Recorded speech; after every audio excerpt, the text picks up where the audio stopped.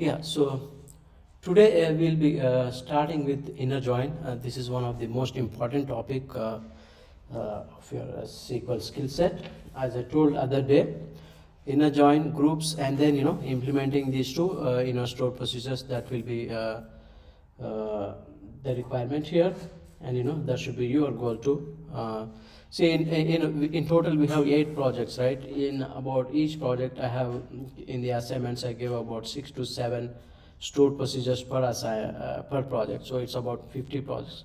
No doubt, you guys are starting with one project, and then if time permits, you can also go for the second project.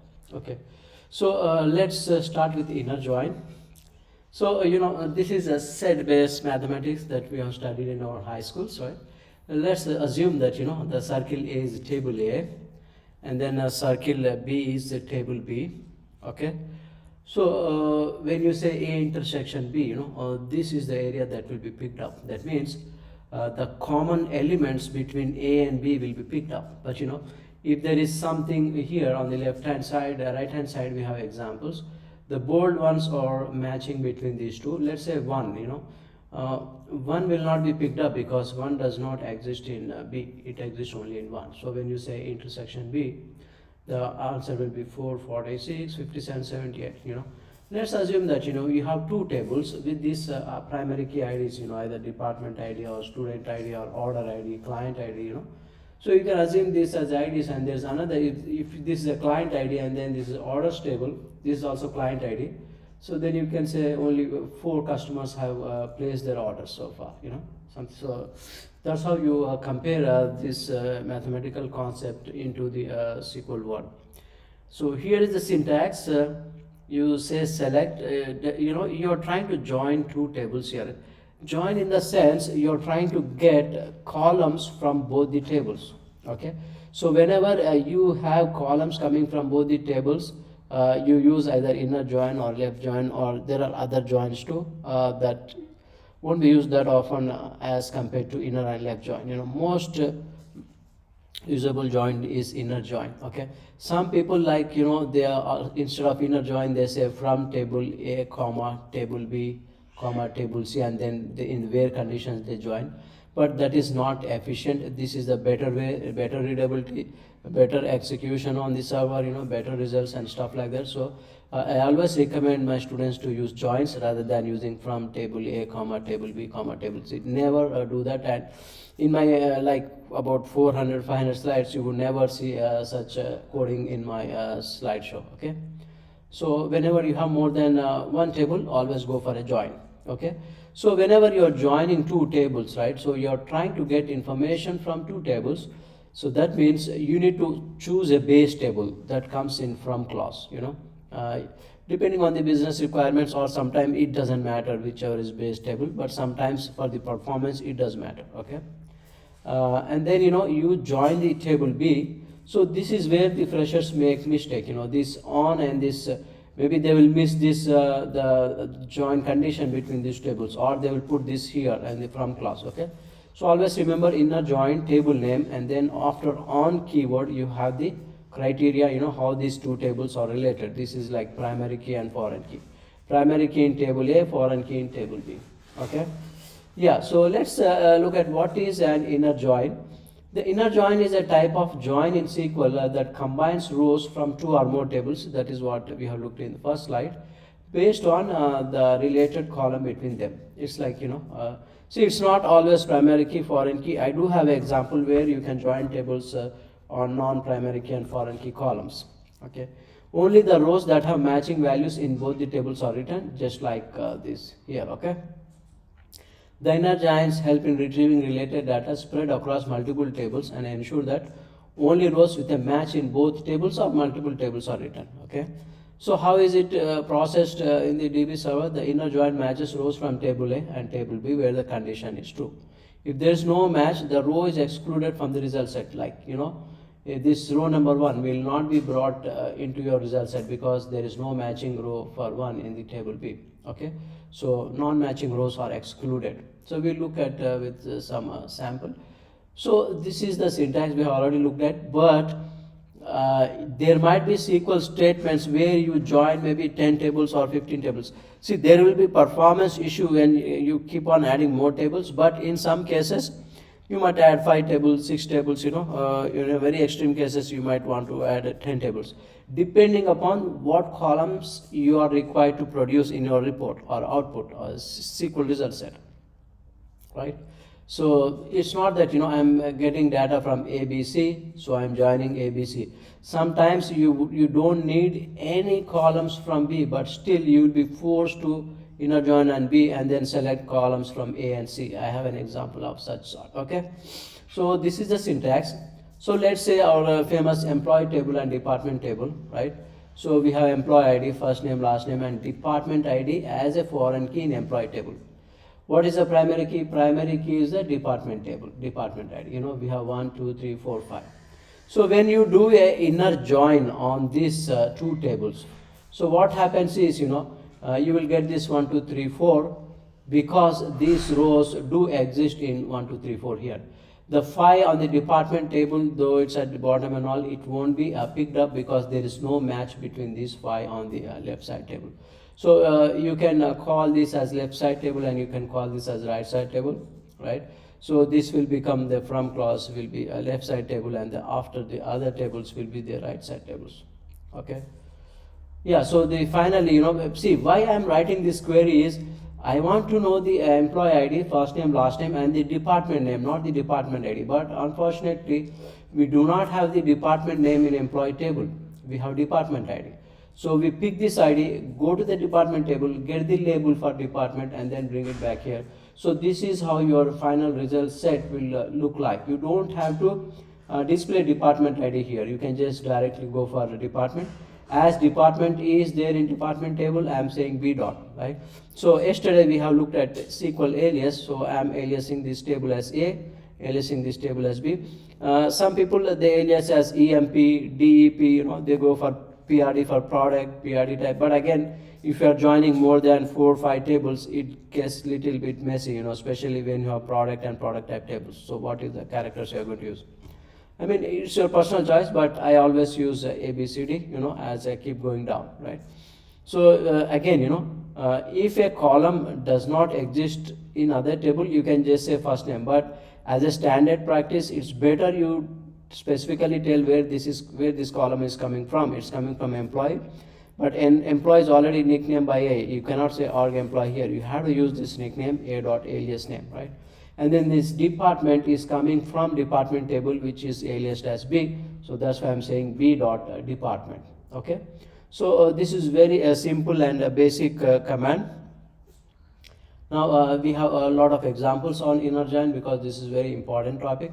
So this is the data model here, right? I'm going to show you different data models towards the end of this lesson. Okay. So let's say that this is part of the data model that I took a screenshot from our database, like sample database that we have loaded into your servers in chapter 4. Okay, so this example is from there. Okay, so here the red marks is what I actually want. I want order ID and I want the quantity of the product, I want product name, and I want product type. So this information is spread across 3 different tables, right? So that means I need to join these 3 tables to get order ID, quantity, product name, and product type. Okay. So now how you would go for, now you need to select your base table here, right? So I'm going to select base table as order detail because actually I'm trying to pull order information along with the product names and types. Order has a lot of transactions when compared to product and product type. So you will generally keep working with orders, transactions, loan payments, stuff like that. Okay, right? So I'm making even you can make this product as a base, but in some cases or this sequence order position affects the performance. So you need to try different combination if you have a performance issue when you have 3 or 4 tables in your join. Okay.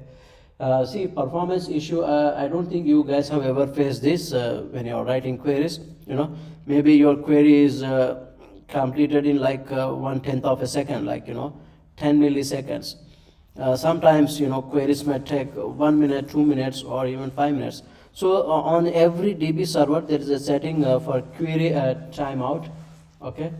What happens in the query timeout is if your query runs for more than the setting that is in the database, it will time out. Let's say the database setting is 3 minutes. So if your query is running beyond 3 minutes, you get a query timeout. That means no results. Okay. So when you have performance issue, you need to check which table will make sense here, or inner join, or the last. Okay. And then okay, I know I have these columns in 3 tables, so I place this from clause inner join and inner join here. Then I alias them ABC, right? And now I gave I have selected my columns. I need order, quantity, product name, product type, and then I mention where these columns are coming from. So I do this, and then finally I say, okay, this is the time when I'm going to give the join between these 2 tables, right? So order detail and product. If you look at order detail and product, how are you going to join these 2 tables, right? So if you look at it, this is 2 lines here is one and only one. This is like this is called kind of horseshoe icon. This represent 0 rows or many, 0 or many. So one row in product table will be matched to 0 or many in the order detail table. Okay, but now you want to write a join criteria here for the product using order detail. So you need to check both, and you need to see which is your common column here, right? So here, what is a common column? Here you have product ID, and here also you have product ID. You do not have order ID here. You do not have code and all. You have order ID in both the tables. So I joined. Hold on. Product ID. Yeah, product ID, and I joined my product. Even though see, this data model does not like show notation for a foreign key. You can go with the column name to say that And in most of the databases, sometimes the column name is not the same. It might be something else. So you have to be very careful in getting the KT of the data model when you first join a company, to say how many tables, how they are joined, what is the primary key, what is the column primary foreign key, are the column names similar across the tables, or is there any difference? The naming convention. So here we know product ID. So I say on. So I say b dot product ID equal to a dot product ID. Okay. And then I want to join product type. Okay, in this data model will itself tell you this product type is not linked to order detail, it is linked to this. So you have to join these 2 tables. You cannot join product type and order detail because there is no line, relationship line between these tables in a data model. So having a data model is very important and handy when you are actually writing inner joins. Otherwise, you should kind of memorize, you should know. If there is no printable data model, at the worst case, I would recommend you guys to chart it out with a pen and paper, with a handwritten notes, to say that okay, this is a table, this foreign key, primary key. You can draw lines, you can do something like that. But you can ask your team lead or team manager, hey, can I get something like that, so that it will be easier for me to write joins. Okay. After you work in a company for a year or 2, then you won't be looking at it. The tables, the columns, the primary key, foreign key. It's just the starting initial months you would need something like this. Okay, right? So you have listed 3 tables, you have listed the columns, you have also listed the joins between 2 tables. Okay, and then when you run this, these are the 4 columns that you get as an output. I got order ID, quantity, and then what's the product name, and then product type. Okay, for this order, there were 2 red roses were ordered, and the product type is flower. Yeah. Okay, so this is a join, and another. Okay, this is similar. Okay, right? Very slight change. Let's say that you have a requirement where you want to pull order date, quantity, and product type. You don't want product. But unfortunately, you cannot join these 2 tables. I cannot say order detail and product type because there is no line, no relationship. Even though I'm not selecting any column from here, I am forced to use this in an inner join in between these 2 tables. Okay, so that's why I showed this example. So there might be some cases where you have to join, but you won't be using any columns. Okay, it's like bridges. You keep going, and you get a bridge, you get to the other point, from point A to point B through a bridge C, something like that. Okay, now here, select clients who have placed orders, right? So this is my client table, and this is my order table. Okay, right? So if you see this green color and light pinkish, that means this I have an order for client 1, I have order for 2, I have order for 3 here, for 4 somewhere, but I don't have an order for 6. There is no order, right? So that means as for inner join, when you join these two tables on the primary key, foreign key, so the clients with no orders will be omitted from your final result set. So this is what inner join means. So the column, the values from these two columns where you are joining should exist on left side and right side. Then only you will get the rows, corresponding rows. Otherwise you won't get, like 6 and 7 is being skipped. Sorry, 6 and 8 being skipped from your output. Okay. Yeah. So now we'll get into little bit more complicated joins. Yeah. So here what I am see, now you understand why having a data model is important, right? Now like I need data from 1, 2, 3, 4, 5, 6 tables, right?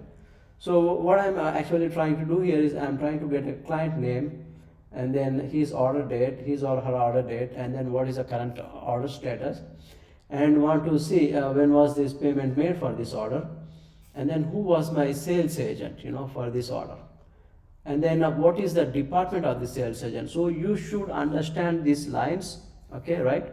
So this is always remember, the single line is one and only one, and then 0 and many means.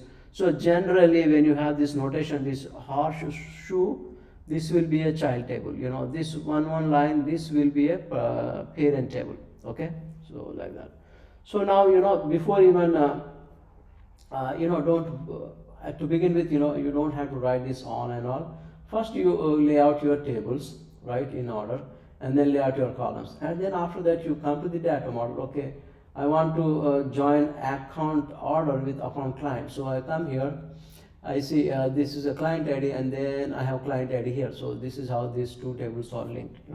So that's why like chapter 3 assignment, where you are listing tables, columns, and even in chapter 2 where you are analyzing the software applications, chapter 3 you are listing, chapter 5 you actually created detail and all. So all these lessons you are actually going through the concept of how a table is linked, what is a common column between these, what is a parent column, what is a child column, what is parent table, child table, So these things are very important, I have seen many people making mistake at this point on a.client ID, so they make mistake here, So you have to be very careful, have a very nice and neat organized code, so that you also don't get confused, okay? So here what is happening, now account order is linked to client, I know that, and then order status, where is order? So order status is linked to account order, it's not linked to client. So I link these two. How I'm going to link order status ID? See, what is my order table? It's B, so I say B dot order ID. Now account payment table. So how is payment related? Payment is linked to order table again. See, right? So now here I say I'm linking AB, I'm linking BC, but here I'm not linking CD, I'm linking D and B, because payment is linked to order, even though it is coming after order status, but it is linked to order. So that's why I am linking these to D dot and B dot. Okay, so this is another example where you have to be very careful. It doesn't mean that you just say, if you say C dot order ID, what happened? There is no order ID in the C table. What is C table?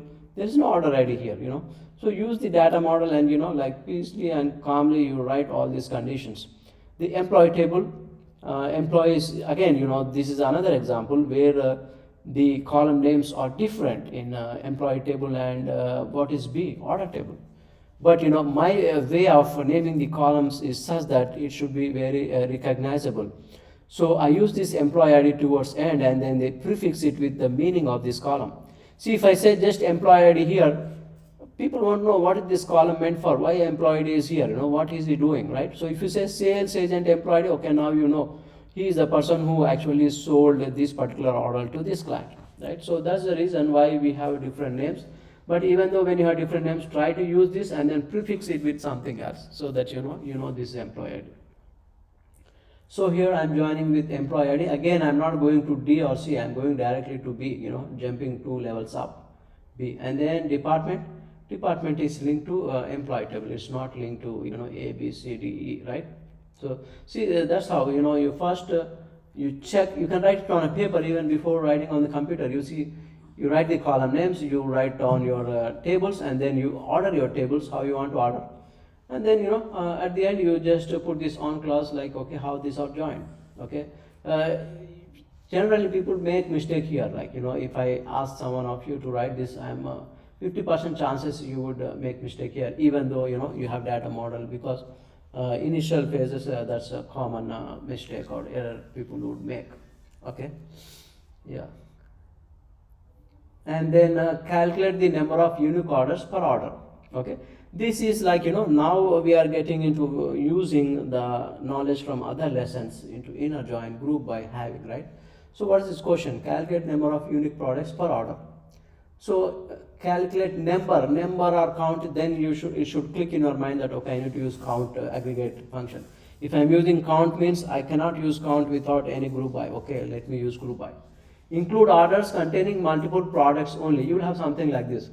Okay, then that means after I get the count, I need to further filter it to say that I need orders with more than one product. So that means I need to first group, then filter the group by having clause. So you should have all this logic known, right? So here, though it is joining only two tables, see here I'm saying count b dot product id will give me number of products ordered for this order. Okay, right? And then this is what we have looked so far. But group by, why we are doing group by, why we are doing having group by? You are doing because you have aggregate function here and you have one column as a label without any aggregate function.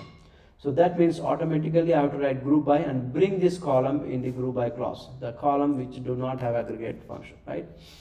And then again you run this, you get all the orders with one, but here they say containing multiple products. Then you say, okay, greater than one is like multiple products. So that's how you end up using group having. And you see the sequence here. I have from clause, I have inner join, then I have group by, then if you have a where clause here, where clause will come after from clause. After inner join, before group by. Okay. So I think I should. In the next class I'm going to show you example that have all the different clauses, conditions in a single statement. Okay. Right. And then this, I told you in the beginning, it's not necessary that you join a table on a primary key and foreign key. You can join on other columns on the same data type, right? So this is the loan. This is picked up from the banking project that we have listed on our website, Tansy Academy project. You can go to Tansy Academy project pages, then you will have a bank project, then go to there. So this is the data model or question from that project, okay? And then I think this is from that project. This will be like in assignment, either reporting assignment or I think stored procedure assignment. Okay. So now I have a loan ID. I am going to work with only one ID here, though I have a lot of loans. I am not going to worry about for this example. So I say where loan ID equal to 1. So I get this. Now you watch this, this is the loan amount, number of installments, loan start date, loan end date, right? This is the definition of the loan.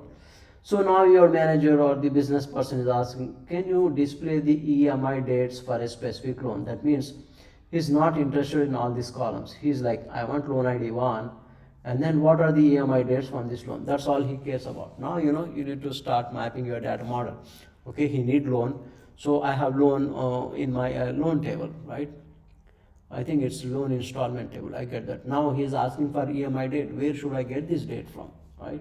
So you cannot do manually. You should write query because it should work on any dates, any years, any installments, and all that stuff. Now you are stuck, right? So remember, whenever you have a query related to date and all, you have to use my date dimension table, right? Let me open that. Let me see if I can open that table definition. So this is a very important, where is this?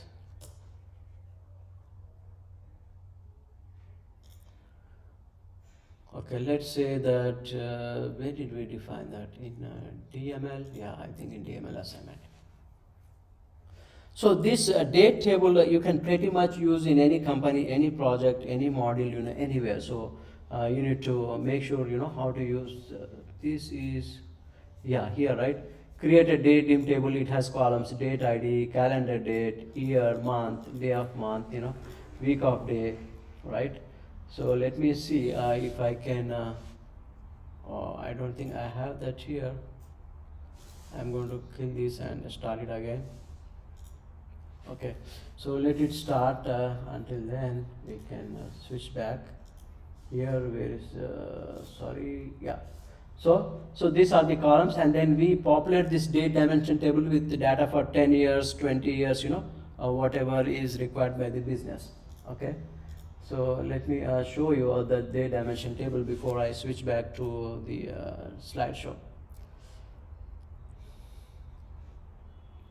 Okay, so here let me check if I have my date dim. Okay, so let's start from, I think I have to mention it, caps.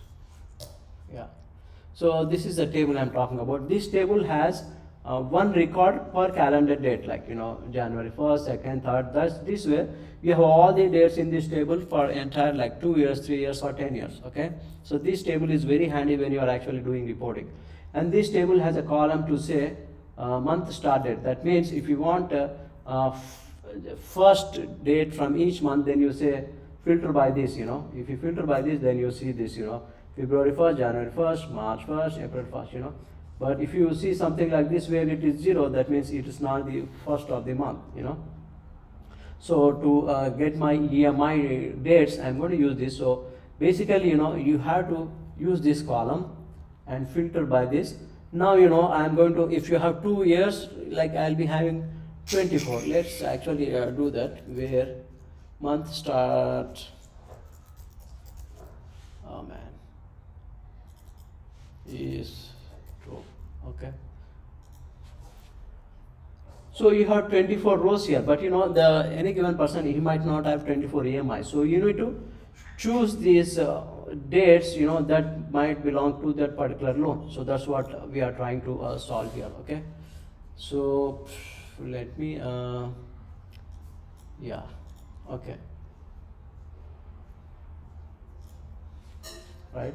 So what happens here is, like, you have only one row on the left side in the loan table, and you have multiple rows, right? So this is what the power of the join, inner join command, or even left join, right? So I'm going to use these two dates, compare with this column. So it will produce 12 rows. The output will be, see, the loan ID will be multiplied. See, the reason being, the join condition matches 12 rows here. So you get 12 rows here, but you have only one loan ID. So what happens? These 12 dates will be multiplied, or will be repeated for this loan ID will be repeated for all these different dates. Okay, right? So you get loan ID. So how does the query look like? From loan, I know I only need to join the date dimension table. On which date? The calendar date, where month start is true, right? So here you see I have from clause, inner, where condition, and then both and condition also. Okay, so this is how you write if you have a where comes after your inner join. Okay, so remember this, from clause, and then all joins, inner joins, left joins, right join, whatever, and then you have where clause. And then after this you have group by and having towards the end. I should have example of that, but maybe in next class. Okay, so this might be a little bit confusing, but try to write it yourself. Change the dates in the table, and then you run the query, you will see different dates popping up. Let's say if there is a EMI, they pay only once a year, you can say that where year start date flag equal to true, so it will bring the starting date of a year. So yeah, so this is how you join our non-key columns also. Okay, right? So, and then sometimes what I do is, like, instead of like here I use subqueries as an inner join. So what happens? This query will be executed, and the results of this query will be treated as a table, and this is the alias name of this temporary table or a subquery. Output results from the subquery is called temporary table. This is meant for this query only. Okay, and then calendar month. This is for clarity, because here I was writing where condition on loan table, where condition on this. So to make it more clear, I'm naming it as, okay, I'm getting only calendar months. In certain cases this will affect the performance, but let's not talk about that now, right? And then regular, this is your inner join, this is your table name, and then you continue with your own class, and then how you want to join these two tables. So this is another syntax how you can use subqueries in joins. And even here, from where you can also have a inner join here, at second level, second hierarchy level, that is also valid. Okay, yeah, you get the same output though. And then show student grades for a given semester. Oh, I should have highlighted this. Why did I choose this? Yeah, so all this time we were looking at where only one condition, right? Only one. But this example will show you that in your join you can have multiple conditions on and all more than 2 or 1 or 3 or 4. So that's the reason why I have brought this. And another reason is, I told you, right, I'm picking the student name from student table. Okay, I think okay, so here I want to select the student name. Okay, and then the semester, the current semester, right?